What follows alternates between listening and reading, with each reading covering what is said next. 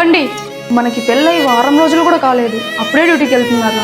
ఇంకో వారం రోజులు సెలవు అడగొచ్చు కదా. సెలవు అడిగిన బంగారం, కానీ వాళ్ళు ఇవ్వలేదు. ఇంట్లో ఒంటరిగా ఉండాలంటే నాకు బోర్ కొడుతుందండి. ఏంటి, ఇంట్లోనే ఒంటరిగా ఉండి బోరు కొడుతుందా? మన పక్కనింటి వాళ్ళతో వెళ్ళి మాట్లాడొచ్చు కదా. అలాగే మన ఇంటి పక్కనే గుడి ఉంది, దానికి కూడా వెళ్ళేసిరా. సాయంత్రం అవగానే మన ఇంటి ఎదురుగే పిల్లలు క్రికెట్ ఆడతారు, బయట కూర్చొని చూడు, అప్పుడన్నా టైం పాస్ అవుతుంది. ఏం మాట్లాడుతున్నారండి మీరు? నన్ను బయటకు వెళ్ళమంటున్నారా? అవునమ్మా. నిజంగానే చెప్తున్నారా? ఎందుకు అలా అడుగుతున్నావు? ఏమీ లేదండి, చాలా మంది వాళ్ళ భార్యల్ని బయటికి పంపించాలంటేనే ఆలోచిస్తారు. అక్కడికి వెళ్ళకూడదు, ఇక్కడికి వెళ్ళకూడదు అని లేనిపోని కండిషన్స్ పెట్టి చాలా మందిని ఇంట్లోనే ఉంచుతున్నారు.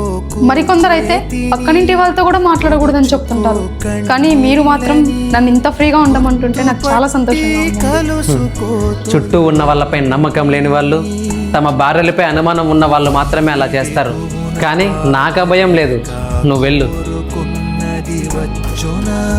ఏమంటావు నవ్య గారు, ఈరోజు ఎలా గడిచింది? చాలా బాగా గడిచిందండి. మన పక్కింటి అక్క ఉంది కదా, అక్క నాకు బాగా క్లోజ్ అయిపోయింది. అవునా? మన మీరా అక్క వాళ్ళ ఇంట్లో చేసుకున్న వంట కూడా మనకు తెచ్చిచ్చింది. ఎప్పుడు ఏ సహాయం కావాలన్నా నన్నే అడుగు అన్నారు. చూసావా, ఇంతలోనే అంత మంచి ఫ్రెండ్స్ అయిపోయారా? అమ్మా నవ్య, నువ్వు లేవని నా కూతురు అన్నం కూడా తినట్లేదమ్మా. ఒకసారి మా ఇంటి వరకు వస్తావా? మీరు వెళ్ళండి అన్న, నేను వస్తాను. సరే అమ్మా. ఏ బంధాన్నైనా మనం స్వేచ్ఛగా వదిలేస్తేనే కదా తెలిసేది అది మనతో ఉంటుందో వెళ్ళిపోతుందో అని.